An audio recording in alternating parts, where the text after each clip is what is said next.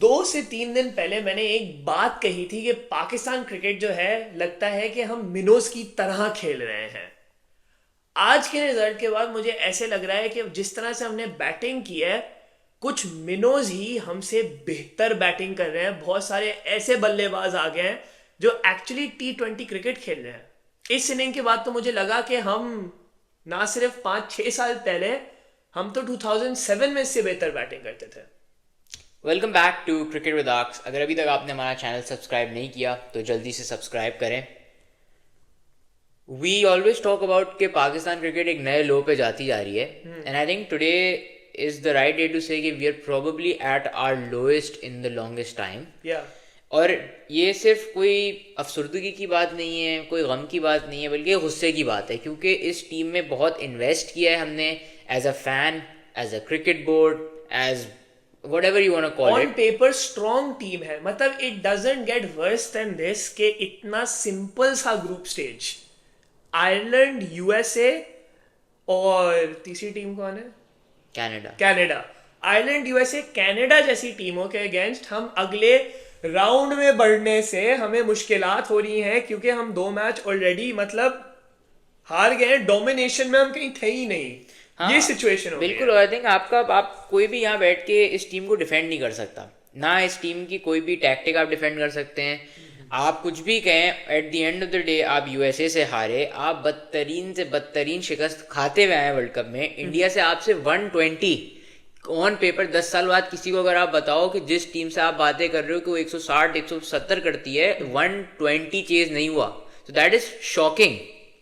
I noticed 5 things in this match। मतलब मैंने बहुत गौर से मैच देखा, कोशिश की कि गुस्सा नहीं आए, बहुत आ रहा था so many times। और मैंने 5 बड़ी इंटरेस्टिंग चीजें नोट की, जहां पे चलो बंदे से छक्के चौके नहीं लगते, वो कोशिश करता है नहीं लगते, लेकिन 5 टैक्टिकल चीजें मैंने नोट की हैं जो आज हम बात करेंगे। उसे फर्स्ट थिंग ये है आहद, रिजवान भाई का शॉट। बुमराह, इंडिया का best bowler, is coming bowling at you. Pakistan need around 40 in 6 overs across the line, wicket की बॉल। अगर रिजवान एंड तक खेलता, I think we would have one.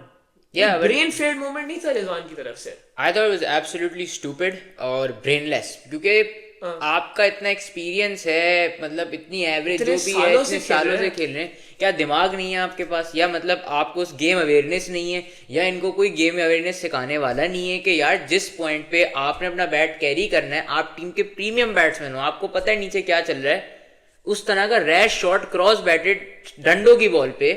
It is frustrating to see कि ये लोग सीखते नहीं है। यही सिचुएशन अगर हम यहाँ बात करें, 2022 में भी जिम्बाब्वे के अगेंस्ट कुछ ऐसा ही टोटल था, जहां गेम अवेयरनेस की वजह से एंड में फंस गए थे। 2 साल बाद वही चीज रिपीट हो रही है और no one has seem to learn anything. मसला तो यही है यार। अब मैं सोचता हूँ कि अच्छा रिजवान ने क्यों वो शॉट खेला था, और इतने सारे बॉलर जो पहले थे, जो आए थे, जिन्होंने ओवर कराए, जिन्होंने कुछ भी किया। अर्शदीप ने पहले ओवर कराया था, और रिजवान ने वो शॉट क्यों नहीं अटेम्प्ट किया? हमें पता है कि वो रिजवान का सबसे स्ट्रॉन्ग शॉट है, लेकिन हमें ये भी पता है कि बुमराह के against, who has the slower ball, who has the 90 mile an hour quicker ball, ये कितना बड़ा रिस्क है कि अगर रिजवान उस मोमेंट पे आउट हो जाता, जो पहली बॉल पे ही आउट हो गया, तो वो हमने स्लाइड देख ही लिया था। मैं सिर्फ यही, मुझे एक जस्टिफिकेशन दिमाग में आती है, which could be completely wrong, but मैं सोचता हूँ कि यार रिजवान थोड़ा अकल का बंदा तो है। वैसे पूरी 11 में इतना तो है कि इतनी लेवल ऑफ मैच्योरिटी उसके पास तो है। तो may be it's like Arshdeep का एंगल इज गोइंग अवे, तो उस पर यूं क्रॉस मारना मुश्किल है। बुमराह का एंगल अंदर आके वो स्लॉग, लेग साइड का स्लॉग मारना आसान होता है। That's the only thing that comes to mind. I mean, I'm not justifying it, but that's the only reason I can think Rizwan would have we can't justify it, but जैसे तुमने अगर हम सोचें भी तो आई थिंक रिजवान को बिठा के पूछना चाहिए कि भाई आप क्या सोच रहे थे, क्योंकि यार पिच 2 पेस थी, सही है, हमने देखा। और अभी हम आएंगे कि बाकियों ने क्या हरकत की।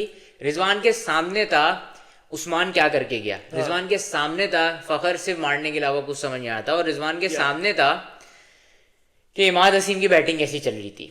The second point that I noticed was Imad Wasim का कैजुअल सा एटीट्यूड। मतलब इसको हमने रिटायरमेंट से वापसी क्यों लाए थे हम? भाई match winner, game changer, PSL से हम सही लाए थे। मैं थोड़ा ज्यादा गुस्से में हूँ, लेकिन बात जो है वो है क्योंकि आप आए, एक शॉट कनेक्ट नहीं की उसने। अक्षर पटेल का वो ओवर था game changing, you agree with me right? he didn't connect a single cut, and those balls were quite wide of Ostrom as well, Yeah. couple of them. I think maybe couple, okay, bounced a bit, but एक cut नहीं connect हुई, दूसरा cut नहीं connect हुआ. Maybe try something different.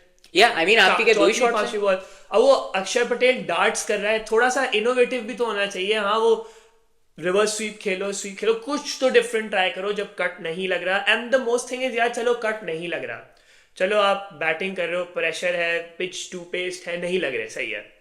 Running क्यों इतनी casual हो रही है? ऐसे लग रहा है कि क्रीज में भाई को पहुंचना ही नहीं है.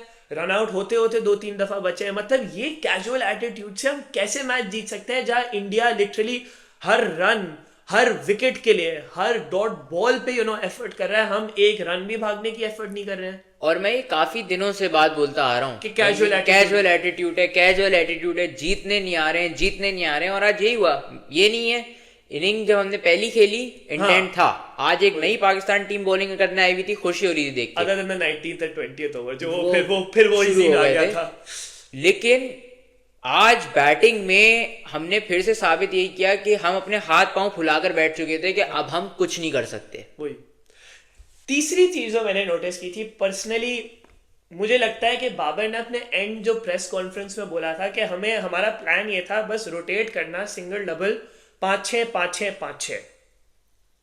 इस मेरे राय में इस इंटेंट या इस स्ट्रैटेजी का मसला ये है कि 2 से 3 ओवर अगर आपके 3-4 रन पे आ गए तो फिर बहुत प्रेशर पड़ जाता है. Then you try to hit out on balls जहां पे नहीं होती. यहाँ पे मुझे ऐसे लगा था फखर जमान की सबसे ज्यादा स्ट्रेंथ, जब फखर ने आके मारना ही था, so why didn't we send him one down जब बाबर आउट हुआ. If we send Fakhar then power play था, वहां पे हम 30 रन कर लेते 3 ओवर में, तो हमारी रन रेट इतनी आगे पहुंच चुकी होती थी कि फिर हमें सिंगल डबल 3-4 रन पर ओवर से ही हम जीत जाते. तो ये मुझे एक टैक्टिकल एरर लगा. मुझे समझ नहीं आया why we send Usman when we know Usman is not in form. And I think you made a very good point here कि it shows the cricketing sense you have. सवाल ये है कि स्क्रिप्ट में नहीं होगा, बाबर को किसी ने बताया नहीं होगा. हालांकि उस पूरे 11 रुकनी मैनेजमेंट स्टाफ के अंदर इतना दिमाग किसी के पास तो होगा कि अगर तुम यहाँ बैठ के सोच सकते वाली बात तो कोई तो सोचे वाली बात नहीं. इनोवेशन है ही नहीं. खैर ये वाली वही बात है, हम लेस रिस्की राउट के फखर मारने जाएगा, आउट हो गया तो 2 आउट हो जाएंगे तो प्रेशर हो जाएगा. लेकिन तो वैसे भी क्या हुआ, जब विकेटें गिरी आपके बाकी बैट्समैन जो थे, ना किसी का पांव हिल रहा था, ना किसी से रन निकल रहे थे. I mean exactly Usman Khan की ये एक बात थी कि he played some very average shots. लग नहीं रहा था ना कि वो पाकिस्तान के नंबर 3 T20 बैट्समैन है. Like look at the number 3s of other teams, Kane Williamson, Mitchell Marsh. England का कौन है वैसे नंबर 3? Will Jacks. नहीं, विल जैक्स नहीं, फिल सॉल्ट या जो भी मोइन अली आते हैं, निकोलस पूरन. बाकी ये तो वेस्ट इंडीज का नाम उठा के दिया है इंडिया के लिए, ऋषभ पंत. नहीं देखो एक चीज है, हमने बात कही थी कि इसका कैरियर बर्बाद हो जाएगा अगर ऐसे इंटरनेशनल परफॉर्म नहीं किया. बट उस्मान, ये मैं बहुत पहले से भी कहता था, he does not look like an international cricketer yet. Exposure नहीं है यार, क्योंकि तुम वही सोचो, he is played for UAE and he is played in leagues जहां he's playing a few second class bowlers, making runs against a few second class bowlers on some very different conditions against spinners जो we know वो अच्छा खेलता है. But हमने वो final में देख लिया था, नसीम की शॉर्ट बॉल भाई से खेली नहीं जाती है. नहीं यार, मतलब बिल्कुल ना शॉर्ट बॉल खेली जाती है, ना आपसे पाँव नहीं हिलता आपका. जब आप शॉट मारते हैं, किसी एक शॉट में बैलेंस नहीं था. पूरा वर्ल्ड कप आप उठाकर देख लें, it is frustrating to be honest कि बाबर रिजवान एटलीस्ट रन तो करते हैं, एटलीस्ट कुछ तो करते हैं. चलो नहीं जिताया match, I agree with all of that. 3 to 7 we play sticks, we literally play sticks. जिनका बल्ला नहीं हिल रहा, टांग नहीं हिल रही, कोई मसला, ये मसला, इतनी constraints, really annoying.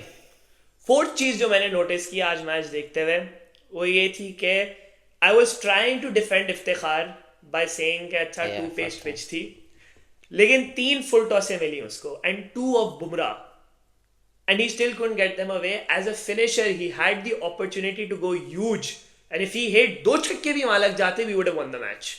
He just doesn't have it in him. Anymore, I guess, yeah. Yeah, I think we have defended him for a long time to be the finisher. Maybe age is finally catching up with Chacha bhai. Yeah, or just that he was never that good enough to be fair. Maybe I think ये simple solution यही है, क्योंकि अगर आप देखें USA के match में भी इफ्तिखार को इसी बात पे इतनी सुनने को मिली थी कि क्या बेटा आपके पास 2 ही शॉट है मिड विकेट और फाइन लेग की तरफ मार सकते हो, पूरी ग्राउंड है, आप एक्स्ट्रा कवर टारगेट करो, ये करो, जान ही नहीं है। आज ऑफ स्टंप के बाहर का फुल टॉस था, गई नहीं बॉल भाई से। यू गेट फाउंड आउट जब आपके इंटरनेशनल क्रिकेट में सिर्फ 2 ही शॉट होते हैं। अब सबको पता है कि उसने वही मारना है, everyone is either going to pack the field और is going to do thing. जैसे पता है इफ्तिखार का इतना बड़ा कंस्ट्रेंट ही है, स्पिन तो खेलने नहीं आती। तो ये एक जनरल है। 5th पॉइंट जो मैंने नोट किया, और मैंने तुम्हें थोड़ी देर पहले ही ये बात कही थी कि पाकिस्तान क्रिकेट थोड़े टाइम पे हमें लगता था ना कि राइज पे है, 21, 22, 20 पे हम अच्छा खेल रहे थे, बैटिंग भी अच्छी कर रहे थे। वो 2015 की यादें नहीं है कि 1 for 4, 2 for 3 हो रहा है। वो इसीलिए हो रहा था क्योंकि बाबर और रिजवान के रन आ रहे थे। जब अब उनके रन नहीं आ रहे उस वॉल्यूम से, तो अब पाकिस्तान क्रिकेट में वो बहुत बड़े बड़े होल्स नजर आ रहे हैं मिडिल ऑर्डर के। आई थिंक ये बात हम शायद पहले भी कर चुके हैं कि when everything is going in your favour आप अपने फ्लॉज नहीं देखते। And now when things are not going in your favour and you can't really say anything to bowling. I think आपका जो अटैक खेल रहा है इस वर्ल्ड कप में has to be one of the best attacks you had and the bowling really showed up. अगर मैं आपको कल बोलूं कि 120 मेरा बॉलिंग अटैक करके दे रहा है, I would happily take it as a captain. लेकिन it is sort of sad to see कि हम ना ही ये फ्लॉज आइडेंटिफाई कर पाए, उनको हमने डिफेंड किया बाकायदा कि हमने डिफेंड किया कि ये है वो है और हम ये कर रहे हैं ये कर रहे हैं, और हमने कुछ प्रोड्यूस नहीं किया पिछले 4 साल में, 2 साल में, 3 साल में। ट्रॉफी तो दूर की बात है, I think as a solid cricketing team हम वही we haven't gone anywhere. If anything we've gone worse. And I think that's where we're going to end this, because एक बहुत ही सैड नोट पे हम खत्म कर रहे हैं कि these sort of matches show कि आपकी टीम का इंटेंट किधर है, आपकी टीम की genuinely ability भी किधर है। because you know it happened against Zimbabwe, USA में इंटेंट नहीं था, आज इंटेंट था तो बैटिंग नहीं चल रही। और these sort of matches, as I said, they show how where your talent of your team, your ability of your team also is, कि मतलब आप didn't know when to attack, didn't really know how to do much, don't have any plans basically, didn't really have a plan। and unfortunate बात ये है कि फिर से हम अब दुआ ही रह गई है, बॉयज को बैक करेंगे, देखेंगे सारे मैच, बट अब बहुत ही मुश्किल सिचुएशन आ गई है कि now we need to rely on the USA to beat to lose to Ireland, and we need to basically blow away Canada and then Ireland. वो भी big ifs हैं the way we're playing this World Cup, but I think that's all I've got to say. That's it. I think I'm out of words for today. Pretty shocking performance from Pakistan, and I think we really need to think about as a cricketing nation, where are we going? And on that note, we'll just finish the video. If you like our video, please like, follow and subscribe Cricket with Ox.